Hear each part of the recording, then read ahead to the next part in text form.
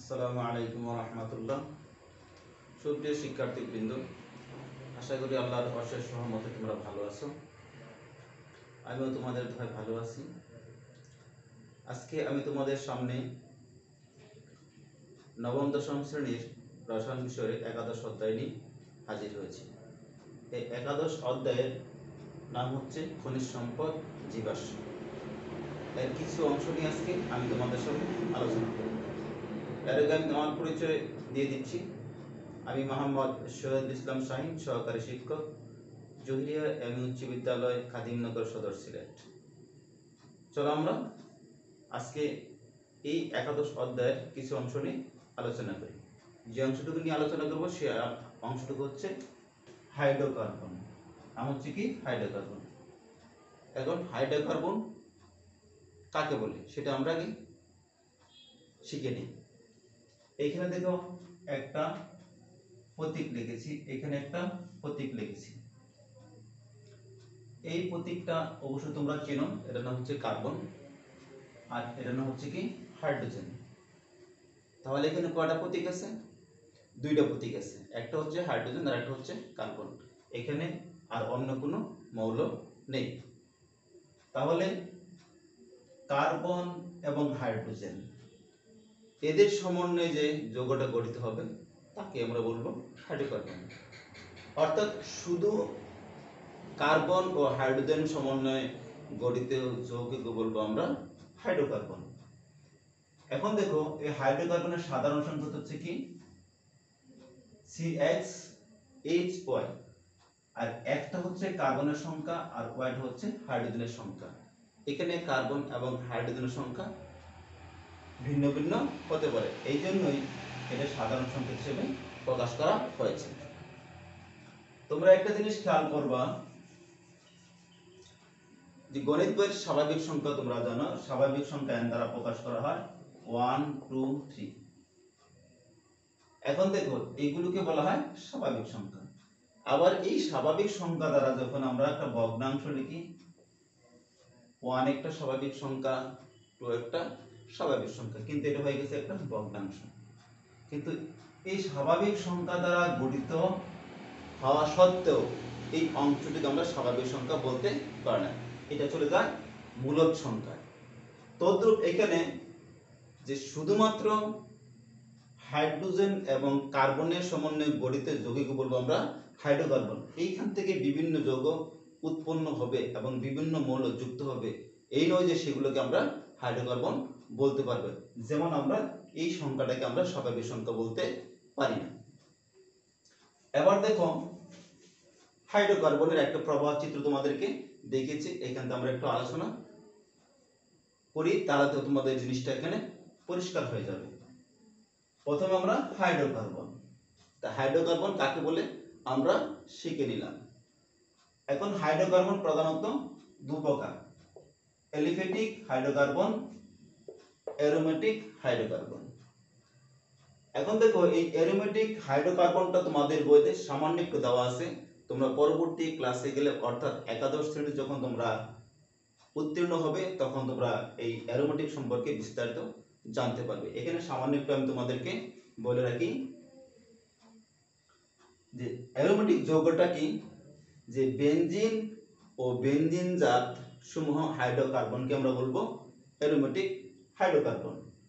Aromatic hydrocarbon কি থাকবে, একটা বেনজিন চক্র থাকবে, এই বেনজিনের সংকেত হচ্ছে কি C6H6। এটা ঘাতক সংখ্যা আকারে লিখলে দেখো একটা আমরা ঘাতক সংখ্যা আকারে লিখেছি। এখানে দেখো একটা কার্বন শান্তি কি আছে দ্বিবন্ধন, আরেকটা আছে একক বন্ধন, দ্বিবন্ধন একক বন্ধন, দ্বিবন্ধন একক বন্ধন। অর্থাৎ এখানে কার্বন কার্বন একক বন্ধন, এরপর আছে দ্বিবন্ধন, এটাকে বলা হয় কার্বন কার্বন একান্ত দ্বিবন্ধন। অর্থাৎ একটা কার্বন কার্বন দ্বিবন্ধন, পরেরটা থাকবে একক বন্ধন, পরেরটা থাকবে দ্বিবন্ধন, আবার একক বন্ধন, পরেরটা দ্বিবন্ধন, পরে একক বন্ধন, এটাকে বলা হয় কার্বন কার্বন একক বন্ধন, কার্বন কার্বন দ্বিবন্ধন। অর্থাৎ এখানে কার্বন কার্বন একক বন্ধন থাকবে এবং কি থাকবে দ্বিবন্ধন থাকবে, এবং 5 6 7 সমতুল্য চাকরিক যৌগ বিদ্যমান থাকবে। এই ধরনের বৈশিষ্ট্য যে সকল যৌগের মধ্যে বিদ্যমান থাকবে সেগুলোকে আমরা বলবো অ্যারোমেটিক হাইড্রোকার্বন। এখানে দেখো বেনজিন, এখানে কয়টা আছে? 6টা কার্বন আছে, অর্থাৎ এর কি 6 সমতলীয় 4টি যৌগ। সুতরাং বেনজিন একটি অ্যারোমেটিক যৌগ। অনুরূপভাবে ন্যাপথালিন, কার্বলিক অ্যাসিড এগুলো, এবং বেনজিন অনেক সময় তোমাদের এইভাবে লেখা হয় থাকে, এই আকারে লেখা হয়। এই আকারে যখন লেখা হবে এটা আমরা ধরব কি বেনজিনের সংকেত। ঠিক আছে? তাহলে আমাদের যদি অ্যারোমেটিক যৌগ অর্থাৎ ন্যাপথালিন, ফেনল, কার্বলিক অ্যাসিড এগুলি যদি বলা হয় অ্যারোমেটিক যৌগ বলা হয় কেন? তাহলে আমরা তোমাদের বইয়ে যে পাঠ্য বইতে বৈশিষ্ট্যগুলো দেওয়া আছে সেই বৈশিষ্ট্যগুলো আলোকে আমরা ব্যাখ্যা করলে চলবে, তোমাদের আর ব্যাখ্যার বেশি প্রয়োজন পড়বে না। অর্থাৎ এখানে কি থাকবে যে অ্যারোমেটিক যৌগের মধ্যে কার্বন অর্থাৎ 5, 6, 7 সমতলীয় 4টি যৌগ বিদ্যমান থাকবে এবং কার্বন কার্বন একান্ত দ্বিবন্ধন অর্থাৎ একটা দ্বিবন্ধন একটা দ্বিবন্ধন একটা একক বন্ধন, একটা দ্বিবন্ধন একটা একক বন্ধন বিদ্যমান থাকবে, সেগুলো বলবো আমরা অ্যারোমেটিক হাইড্রোকার্বন। আর অ্যারোমেটিক শব্দতে এসেছে এরোমা। এরোমা গ্রিক শব্দ থেকে, যার অর্থ সুগন্ধি। আসলে পরবর্তীতে আরো যে অ্যারোমেটিক যৌগ আবিষ্কৃত হয়েছে সেগুলা এরকম সুগন্ধি কিন্তু নেই। এটা পরবর্তী ক্লাসে তোমরা গেলে অবশ্যই ভালোভাবে শিখবে। এখানে এই পর্যন্ত তোমাদের আলোচনা আছে, সেটুকু আমি তোমাদেরকে বোঝালাম। অ্যারোমেটিক যৌগ সম্পর্কে এই পর্যন্ত তোমাদের বিস্তারিত আলোচনা তোমরা উপরে ক্লাসে গেলে শিখতে পারবে। এবার আসো অ্যালিফ্যাটিক হাইড্রোকার্বন। অ্যালিফ্যাটিক শব্দটি এসেছে গ্রিক শব্দ থেকে, যার অর্থ চর্বিজাত। অ্যালিফ্যাটিক কাকে বলে? অ্যালিফ্যাটিক হাইড্রোকার্বন কাকে বলে? যে কার্বন ও হাইড্রোজেনের সমন্বয়ে মুক্ত শিকল, বদ্ধ শিকল, শাখাযুক্ত শিকল এইগুলো মিলিয়ে যে হাইড্রোকার্বনগুলো গঠিত হয় সেগুলোর নাম হলো অ্যালিফ্যাটিক হাইড্রোকার্বন। এই অ্যালিফ্যাটিক হাইড্রোকার্বন আবার দুভাগে বিভক্ত হয়েছে: মুক্ত শিকল হাইড্রোকার্বন, বদ্ধ শিকল হাইড্রোকার্বন। মুক্ত শিকল আবার অন্যভাবে ভাগ করা যায় যে মুক্ত শিকল এবং শাখায়িত শিকল। যদি সোজা একেবারে যেরকম সোজা হয় এটাকে আমরা বলবো সরল শিকল। আবার এই সংকেতটা যদি আমরা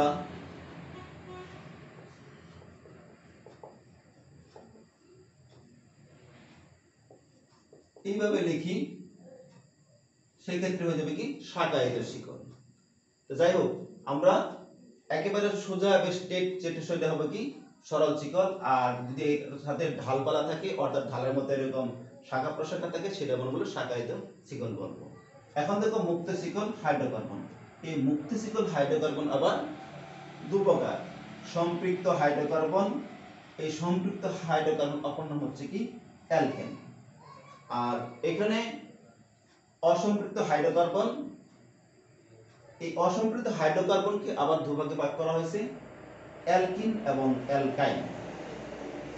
অর্থাৎ গ্রিক বর্ণের সাথে এন যোগ করে কি করা হয়েছে অ্যালকেনের নামকরণ করা হয়েছে, এবং এন এর পরিবর্তে যখন এই অ্যালকেনের পরিবর্তে যখন এখানে ইন যোগ করা হয়েছে হয়ে গেছে অ্যালকিন, এবং এই এন এর সাথে যখন এই আইন যোগ করা হয়েছে তখন হচ্ছে অ্যালকাইন। এখন আমরা কিভাবে চিনব সম্পৃক্ত হাইড্রোকার্বন অর্থাৎ অ্যালকেন? অসম্পৃক্ত হাইড্রোকার্বন আবার দু প্রকার, অর্থাৎ মানে অ্যালকিন এবং অ্যালকেন। এগুলো আমরা কিভাবে চিনব? এখন দেখো, তাহলে আমরা মুক্ত শিকল চিনলাম, শাখা শিকল চিনলাম। এবার দেখো অ্যালকেন।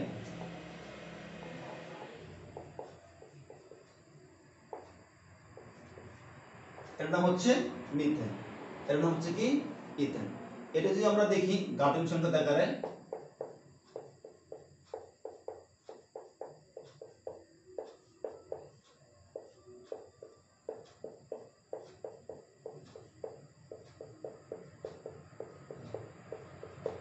এখানে দেখো, তাহলে এখানে কি আছে দেখো কার্বন কার্বন একক বন্ধন, আবার এখানে শুধু একটা কার্বন আছে এবং বাকি বন্ধনগুলো কে দখল করছে? হাইড্রোজেন।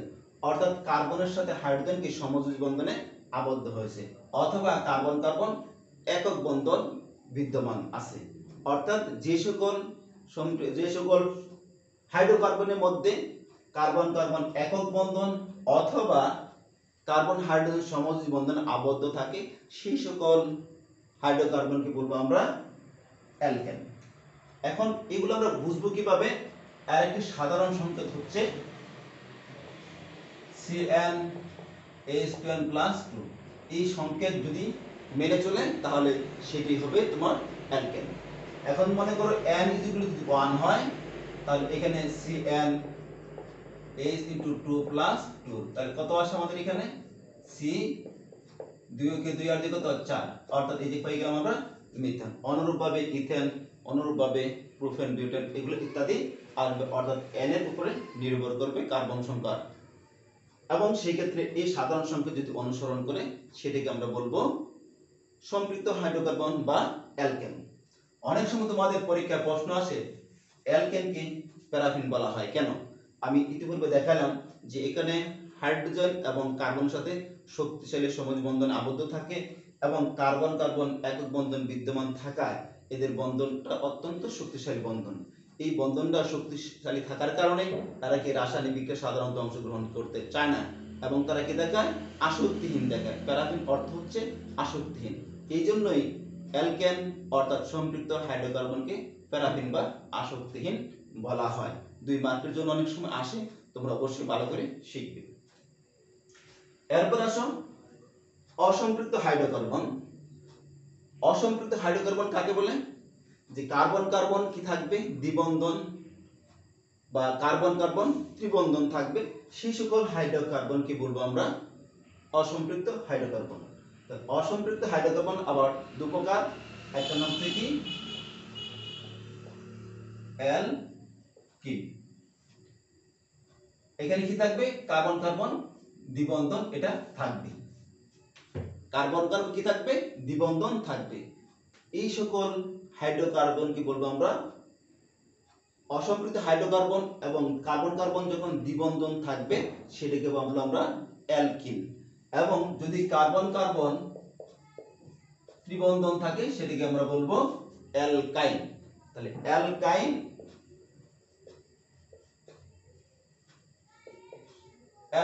অ্যালকাইনের সাধারণ সংকেত হচ্ছে CnH2n-2 আর অ্যালকিনের সাধারণ সংকেত হচ্ছে CnH2n।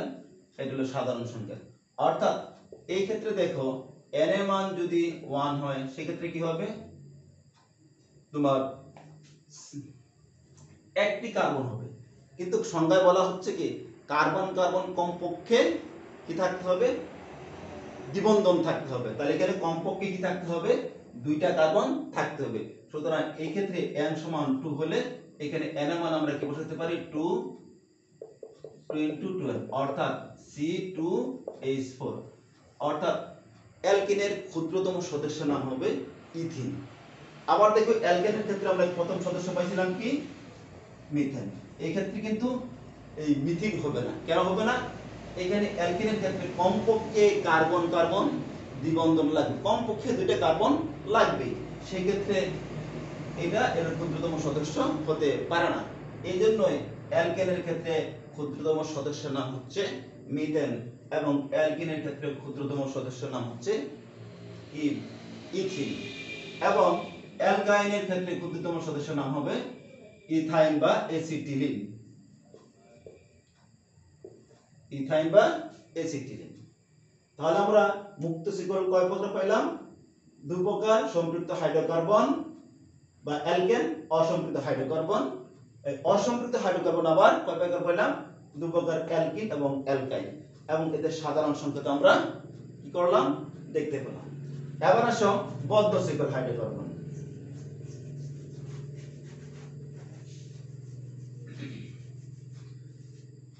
বদ্ধ শিকল হাইড্রোকার্বন এটা অবশ্যই থাকবে চক্রাকার থাকবে, কিন্তু আবার বেনজিন চক্র বিদ্যমান থাকবে না, অর্থাৎ বেনজিন চক্রের বৈশিষ্ট্য থাকবে না।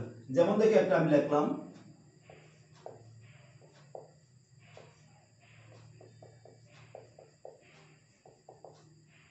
এই যে একটা বদ্ধ শিকল, এটার নাম হলো সম্পৃক্ত বদ্ধ শিকল। এই যেটার নাম সম্পৃক্ত বদ্ধ শিকল। এখন বদ্ধ শিকল আবার দুই ধরনের, একটা হলো সম্পৃক্ত বদ্ধশিকল হাইড্রোকার্বন আর একটা হলো অসম্পৃক্ত বদ্ধশিকল হাইড্রোকার্বন। এটা আমরা কিভাবে চিনব? অথবা এই সম্পৃক্ত বদ্ধ শিকল হাইড্রোকার্বন অপর নাম হচ্ছে সম্পৃক্ত এলিসাইক্লিক যৌগ আর অসম্পৃক্ত এলিসাইক্লিক যৌগ বলা হয়। এই ক্ষেত্রে দেখো চক্রাকার থাকবে, বাট কিন্তু এখানে বেনজিনের কোনো বৈশিষ্ট্য বিদ্যমান থাকবে না।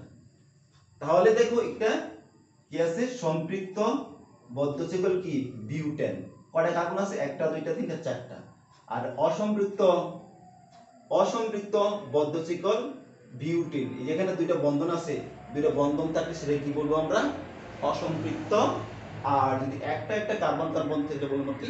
সম্পৃক্ত। তাহলে সম্পৃক্ত বদ্ধ শিকল হাইড্রোকার্বন অথবা সম্পৃক্ত এলিসাইক্লিক যৌগ কি চক্রাকারে থাকবে, বাট কিন্তু দ্বিবন্ধন থাকবে না। আবার অসম্পৃক্ত হাইড্রোকার্বন বদ্ধ শিকল, সেটা তোমার কি থাকবে? দ্বিবন্ধন থাকবে, সেটাকে আমরা সম্পৃক্ত অসম্পৃক্ত এলিসাইক্লিক যৌগ বা অসম্পৃক্ত বদ্ধ শিকল হাইড্রোকার্বন। এই হলো আমাদের হাইড্রোকার্বনের প্রকারভেদ। এখন এই হাইড্রোকার্বনের প্রকারভেদগুলো তোমরা যদি ভালো করে মনে রাখো, তাহলে তোমাদের এই অধ্যায়টা একেবারে সহজ। তোমরা আসলে এই অধ্যায়টা কঠিন তোমরা মনে করো, আসলে এই অধ্যায়টা কিন্তু কঠিন নয়। এই যে আমি হাইড্রোকার্বন যে প্রকারভেদগুলো দেখাইলাম, এই প্রকারভেদগুলো তোমাদেরকে ভালোভাবে শিখতে হবে। এখন এগুলো শিখতে গেলে এই যে কার্বন কার্বন দ্বিবন্ধন এই চিহ্নটা থাকলেই, অর্থাৎ CnH2n এই সাধারণ সংকেত মেনে চললেই আমরা বলবো এটা অ্যালকিন। আবার CnH2n-2 এই সংকেত অর্থাৎ এরকম ত্রিবন্ধন থাকলে এটা বলবো আমরা অ্যালকাইন। তাহলে এই চিহ্ন দেখেই আমরা বলবো অ্যালকিন অ্যালকাইন। এই যে চিহ্নগুলো, এই চিহ্নগুলো দেখে যখন আমরা বলবো এটা অ্যালকেন অ্যালকিন অ্যালকাইন, অর্থাৎ এটাকে বলা হয় কার্যকরীমূলক। অর্থাৎ যে সকল জৈব যৌগের অণুতে, যে সকল জৈব যৌগের অণুতে যে সকল পরমাণু বা মূলক উপস্থিত থেকে কার্যত তার ধর্ম বিক্রিয়া নির্ধারণ করে, তাকে আমরা বলবো কার্যকরীমূলক। এখানে আরেকটা তোমাদের ডেফিনেশন আছে সমগোত্রীয়। যে সকল হাইড্রোকার্বনের একই কার্যকরী বিশিষ্ট এবং রাসায়নিক ও ভৌত ধর্মতে তাদের মধ্যে একটা কি থাকে? গভীর মিল বিদ্যমান থাকে, সেই সকল জৈব যৌগ বলবো আমরা সমগোত্রীয় শ্রেণীর জৈব যৌগ। আশা করি তোমরা আজকের এই প্রকারভেদগুলো এবং হাইড্রোকার্বন কাকে বলে, মুক্ত শিকল বদ্ধ শিকল কাকে বলে, অ্যারোমেটিক কাকে বলে, অ্যালকেন অ্যালকিন অ্যালকাইন কাকে বলে, আশা করি তোমরা বুঝতে পেরেছো। এবং এই সংজ্ঞাগুলো অবশ্যই বাসায় বেশি বেশি প্র্যাকটিস করবে, এবং এগুলো শিখলে পরবর্তী ক্লাসে তোমাদের জন্য অত্যন্ত সুবিধা হবে বুঝতে। এখান থেকে অ্যালকেন থেকে কিভাবে অ্যালকাইন, অ্যালকিন থেকে কিভাবে অ্যালকেন প্রস্তুত করা যায়, এই সম্পর্কে পর্যন্ত আলোচনা করবো ইনশাআল্লাহ। এই পর্যন্ত তোমরা এই সংজ্ঞাগুলো ভালোভাবে শিখো, মুখস্থ করো এবং পরবর্তী ক্লাসের জন্য প্রস্তুত থাকো। পরবর্তী ক্লাসে তোমাদের অ্যালকেন কিভাবে প্রস্তুত করতে এবং তারা কিভাবে রাসায়নিক অংশগ্রহণ করে সেই সম্পর্কে আলোচনা করবো। আজকের মধ্যে এখানে ক্লাস শেষ করছি। আল্লাহ হাফেজ।